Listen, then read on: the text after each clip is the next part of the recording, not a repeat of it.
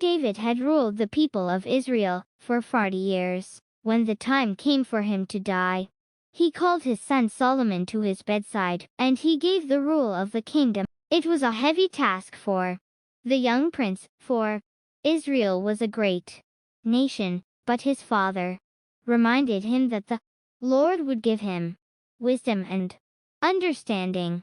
David said, "There is much work for you to do, my son, but above all, don't forget to walk in God's ways and obey his commandments." It was a happy day for the people of Israel when Solomon was made king. Trumpets blew and the people shouted. Solomon was a good king, and remembering his father's words, he asked God to guide him. One night the Lord appeared to Solomon and said, "Ask what I shall give you."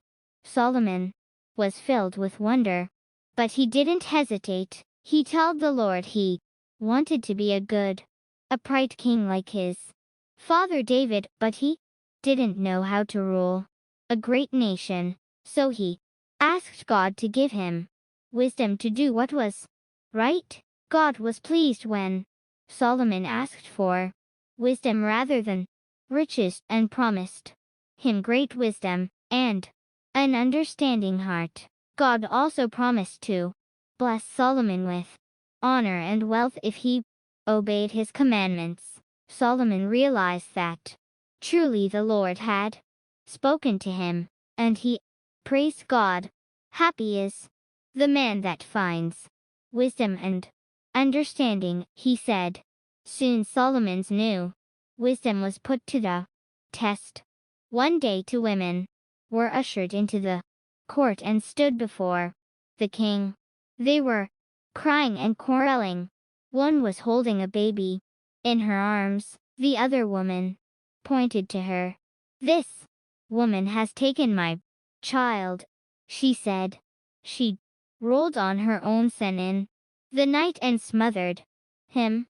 Then she took my child and put the dead one beside me. "That's not true," the second woman said.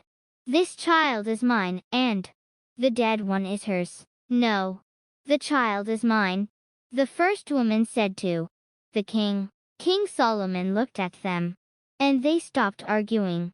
Everybody in the court was quiet, waiting to hear what Solomon would say. "Bring me a sword," he demanded. The women and all the people looked at him in surprise. Quickly a soldier sprang forward, his sword bared. Then the king said, "Divide the living child in two, and give half to one, and half to the other." Then he watched the two mothers closely. The first woman shrugged. "That's fair enough. Then the child will be neither mine nor hers."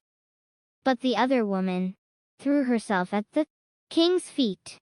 "Oh, my lord king, do not kill the child. I'd rather you gave him to the other woman than kill him." Then Solomon knew the answer. He said, "Give her the child." For the king knew that she was the real mother. King Solomon was talked about in all the land, because he was kind and just, wiser than any king before him, and all his people were happy. Solomon built a magnificent temple for the praise and worship of God. He also built courts and palaces in Jerusalem. His fame spread far and wide.